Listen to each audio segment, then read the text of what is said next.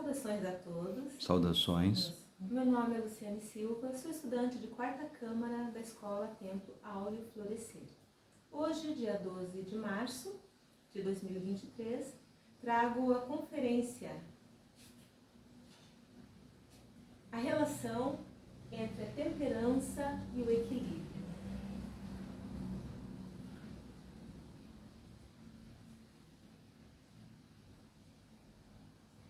Um instante para apreciar o gráfico.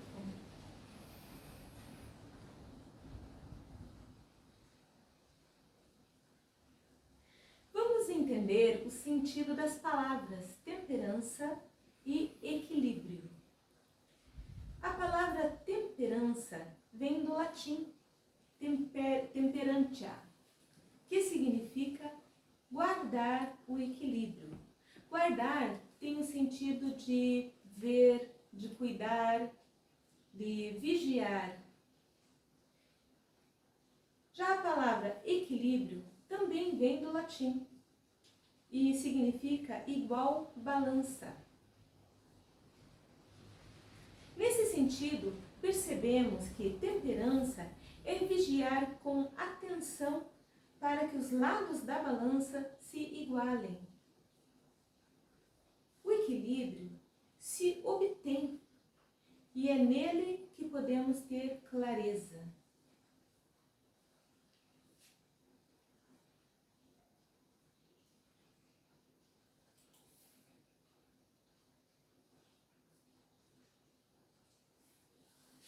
Observemos esses dois gráficos. Vemos aqui um grupo de pessoas. Nos dois gráficos temos grupo de pessoas. Vemos aqui um grupo de pessoas criando uma composição que exige grande esforço e domínio do corpo. Então, grande esforço e domínio do corpo, eles procuram manter a posição, estarem parados, mas exige um grande esforço corporal e grande atenção.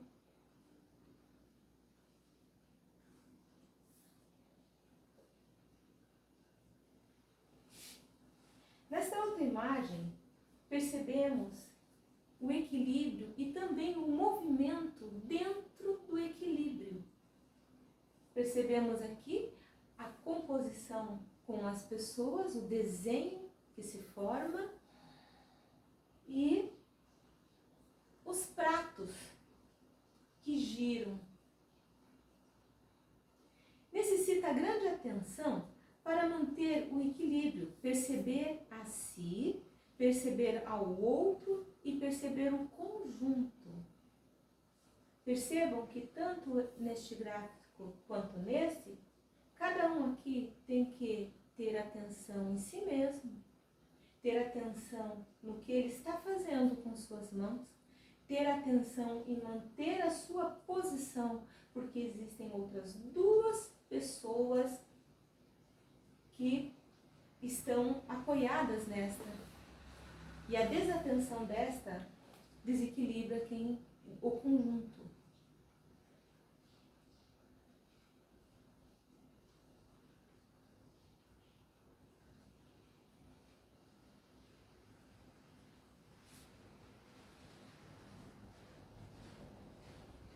Em ambos os gráficos, a medida da força é a medida necessária. Porque se um integrante enfraquece, ele desmorona toda a estrutura. E se um integrante faz força demasiada, ele também acaba não conseguindo resistir. Então, eles se sentem em conjunto.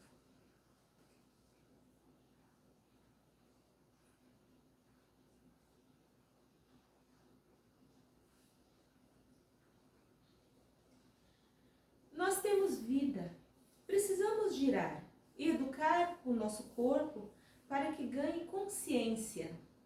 Somos um veículo, uma máquina humana e, como tal, para que haja equilíbrio, e se dê atenção aos aspectos, uma atenção real aos aspectos da vida, aos sentidos, à emoção, ao espírito.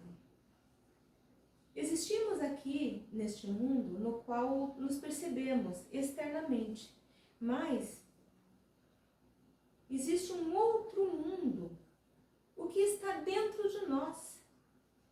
E a busca no conhecimento deste mundo interior nos dará clareza em ambos os mundos, interior e exterior.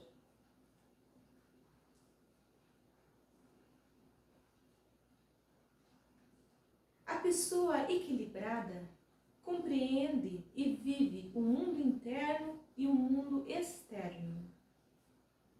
Acontece que a humanidade vive em desequilíbrio espiritual, por dar atenção demasiada à existência e pouca atenção à vida espiritual. Preocupado em ter, em possuir bens, mas sem saber quem ele realmente é, o que veio fazer aqui.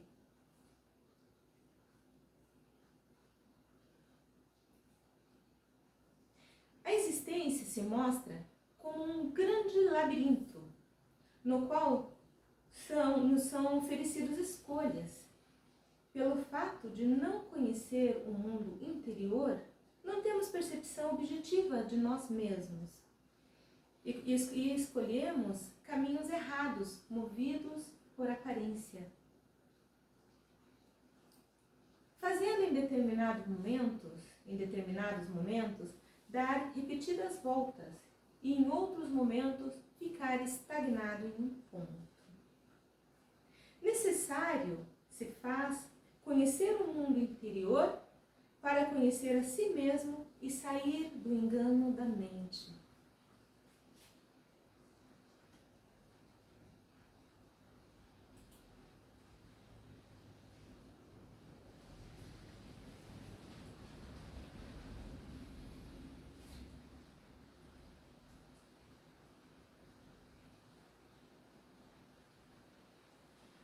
Vamos perceber o que representa o labirinto. Atenção para perceber os dois gráficos.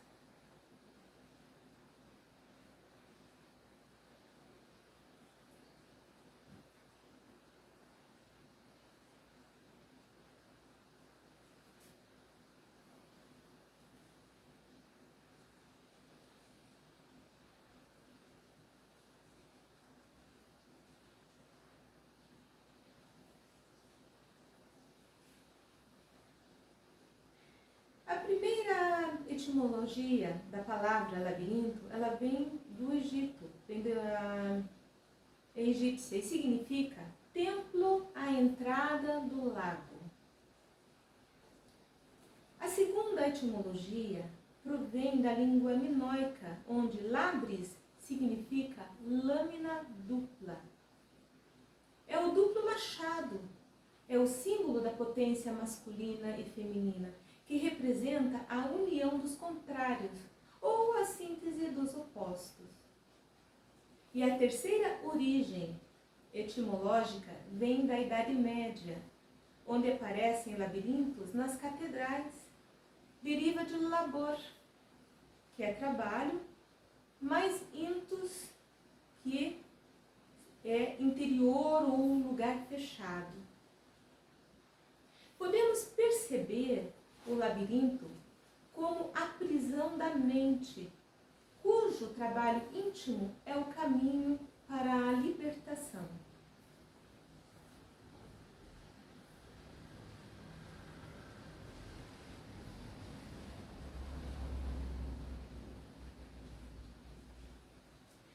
Imagens como esta são centenárias.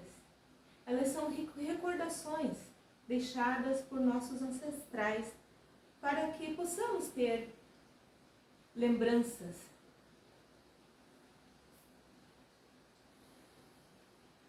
Aqui, a imagem do labirinto em uma igreja em Alacre, na França. O Cristo no labirinto. Por volta volta de 1300 e 1420, no centro do labirinto foram escritos por monges o seguinte a dizer: quem faz abrir? Então a imagem do Cristo com o dizer: quem faz abrir? Um outro exemplo de labirinto, que nós estamos vendo aqui, na cultura grega. Nos ensina a cultura grega, na mitologia do Minotauro. O Minotauro é o símbolo da natureza animal do homem, que deve ser derrotada. E Teseu é o herói solar, como princípio crístico no labirinto de Creta. Teseu conseguiu sair do labirinto após vencer o Minotauro. O Minotauro, como eu já dito aqui, são os elementos da natureza humana que devem ser derrotados. Ele venceu o Minotauro e conseguiu sair do labirinto, utilizando o fio de Ariadne. O fio de Ariadne simboliza o seu renascimento. Ariadne vem do grego Ariadnos e significa muito sagrada, casta, pura.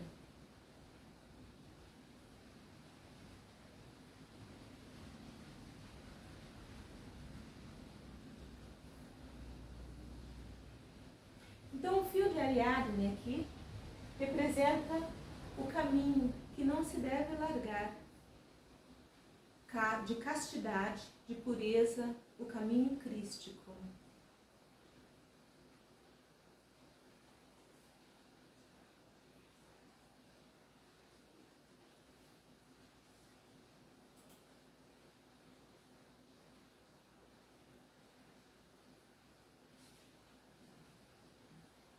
O que forma os becos sem saída do labirinto? Percebemos aqui, precisamos de luz para enxergar. E o que forma as voltas sem saída do labirinto? A pessoa caminha muito e no final descobre que terá que voltar para escolher outro caminho. Isso pode representar uma existência inteira até. A pessoa dar uma volta enorme, perdido no labirinto da mente, e no final descobrir que só andou a existência toda e terá que retornar. Essas deformidades que roubam a paz da nossa mente são os defeitos psicológicos. Elementos subjetivos, criados por nós mesmos devido à inconsciência, e que atravessam as existências, retomando a máquina humana assim que a nova personalidade vai se moldando. Imaginem a pessoa, vamos utilizar a imagem do labirinto para imaginar a pessoa dando voltas, sem chegar aonde deveria chegar a vida toda. E partindo da existência, retornando numa outra existência e recorrendo nas mesmas voltas, nos mesmos hábitos, nas mesmas questões. Por falta do trabalho íntimo, não aprendeu. Então ela recorre. Tem-se a sensação do déjà vu, porque naturalmente a pessoa já viveu aquela situação. E nós temos recorrência durante a existência, em vários eventos que sempre estão nos ocorrendo novamente e novamente. A fuga das ocorrências não trará a dissolução, não eliminará a causa principal, os elementos subjetivos, e sim o trabalho íntimo.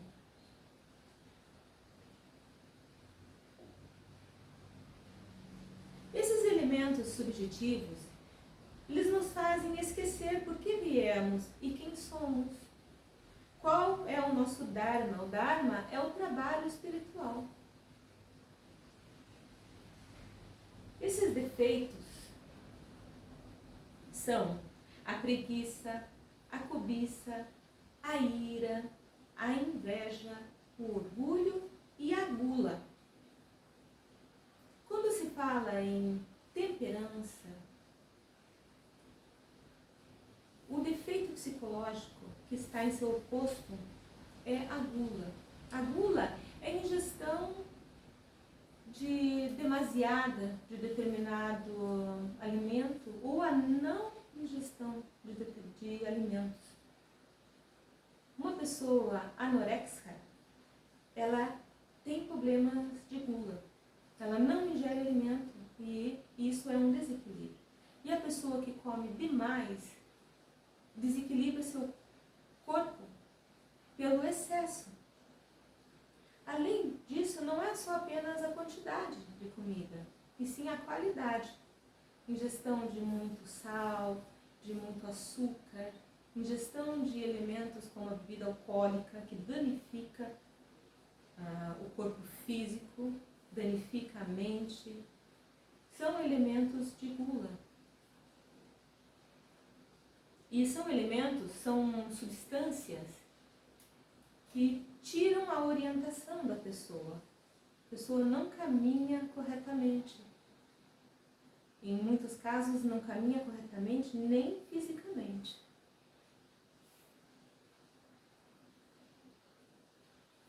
É a subjetividade dentro de nós que nos aprisiona na mente. Para que as virtudes sejam liberadas e haja consciência, esses defeitos psicológicos, o egoísmo, devem morrer.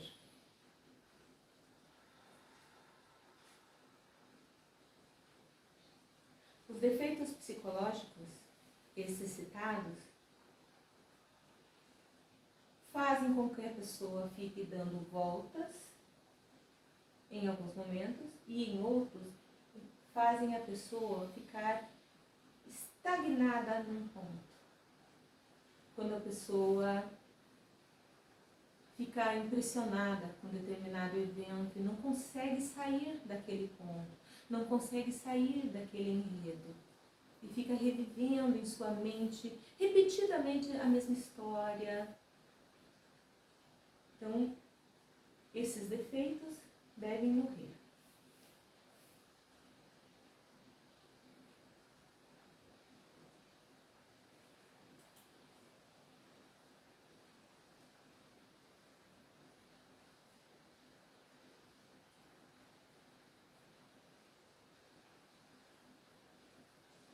Aqui uma representação da Mãe Divina, na cultura indiana.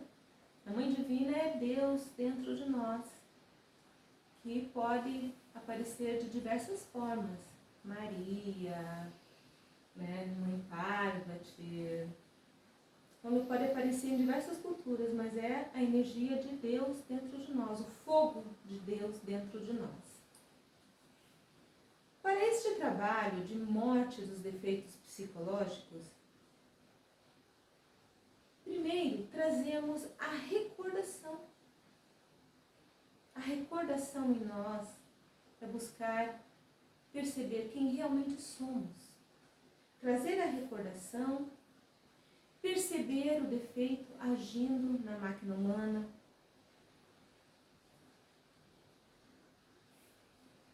e pedir à Mãe Divina com a seguinte petição. Essa petição ela é realizada com um verbo silencioso.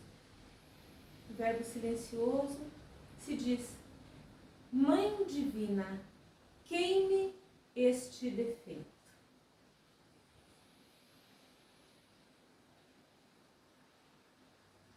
Digamos que a pessoa esteja num ambiente onde ela percebeu um defeito. Ambiente de muitas pessoas, agitação. Então, ela respira e percebe e pede à Mãe Divina que queime o defeito. Porque Nós podemos trabalhar a morte dos defeitos psicológicos através da meditação, trazendo recordações do momento, da forma como o defeito agiu e reagiu na nossa máquina humana. Mas também podemos fazer a morte dos defeitos psicológicos ao momento que estamos sentindo. Trazemos a recordação do nosso ser, porque com a recordação do nosso ser, iremos perceber o defeito agindo na máquina humana. E pedimos naquele momento, silenciosamente, Mãe Divina, queime este defeito.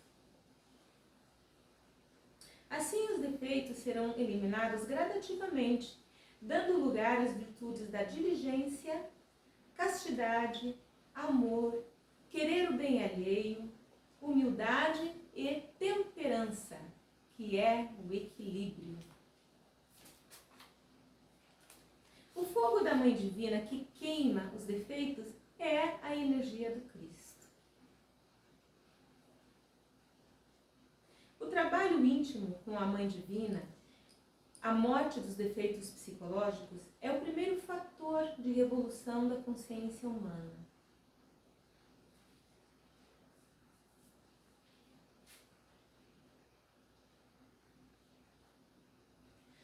Vimos no segundo gráfico do labirinto o fio de Ariadne, que representa o caminho puro da castidade, que não se deve largar se quiser alcançar a luz do Cristo. Este é o caminho da sexualidade superior.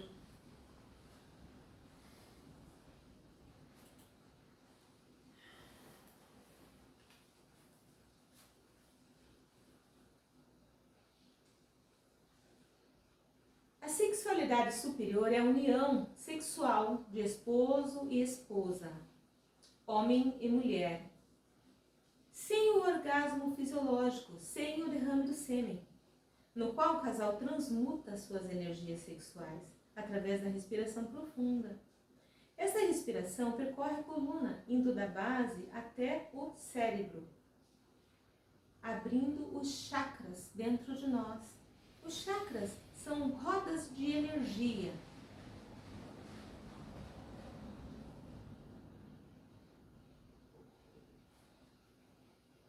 Nesse momento, o homem adentra o coração da mulher e a mulher adentra o coração do homem, em uma união feita pelo sexo, coração e glândula pineal, o cérebro. A sexualidade superior é uma união física e espiritual, pois a preservação do Cristo, o sêmen, é sagrada. Então, a sexualidade superior, a união, ela significa estar com Deus.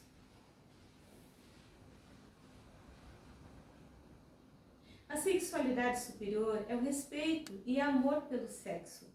O esposo e a esposa se veem, se sentem e se unem externamente e internamente. Eis o próprio equilíbrio. Um equilibra as emoções e energias do outro. Aqui percebemos a temperança dentro da castidade.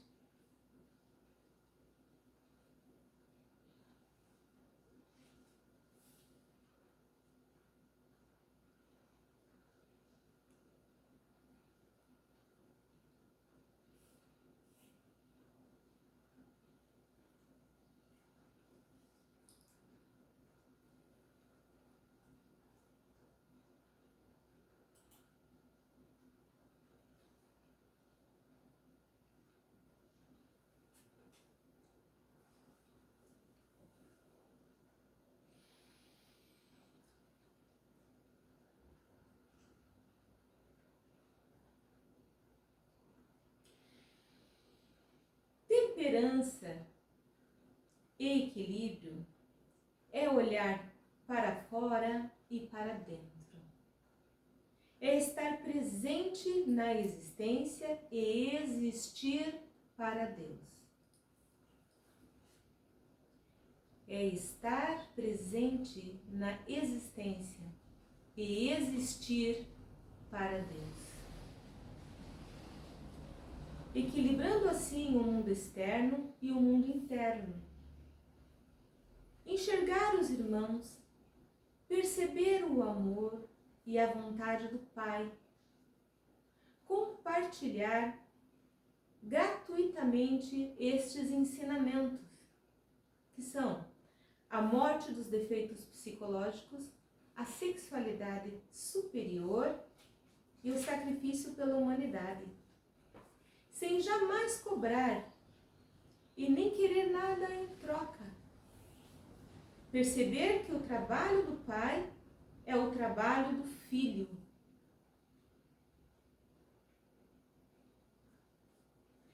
Para nos ajudar em nossas meditações, nós contamos com o auxílio da Sagrada Ayahuasca.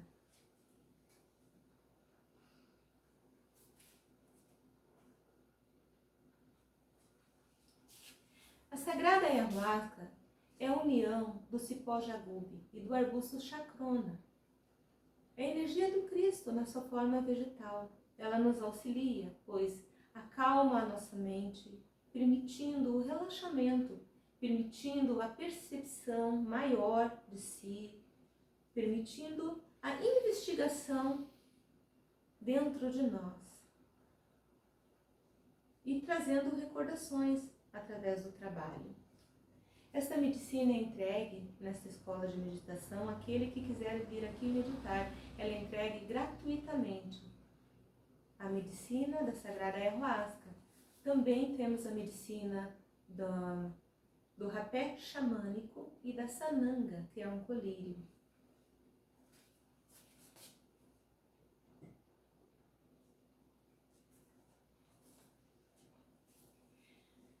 Como prática para esta conferência, trazemos a recordação. Ao se levantar de manhã, antes de iniciar as atividades, fechar os olhos, trazer a recordação de quem você realmente é, buscar a conexão com o seu Deus interior e respirar a respiração profunda.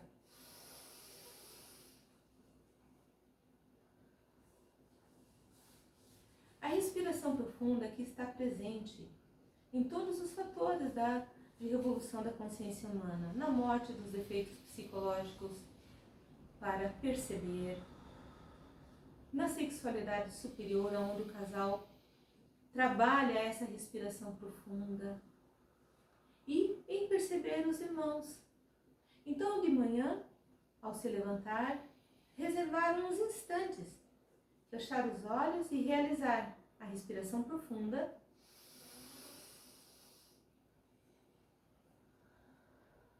trazendo a recordação de seu Deus interior. Buscar essa recordação durante o dia, estar presente na existência, assistir aos eventos do diário viver e trazer essa respiração sempre que for trabalhar dentro de si, para uma maior percepção, para acalmar as energias, para acalmar a mente e equilibrar o corpo. Acalmar a mente para equilibrar o corpo. Trazendo atenção à respiração, você vai poder perceber no seu diário viver melhor o seu dia e as suas energias.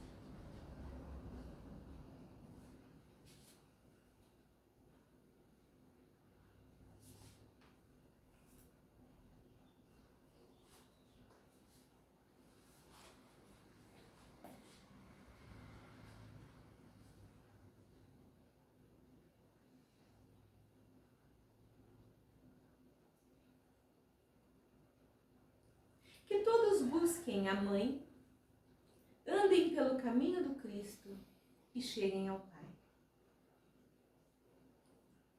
Grata a todos. Que todo aplauso seja para o Deus interior, jamais para a personalidade.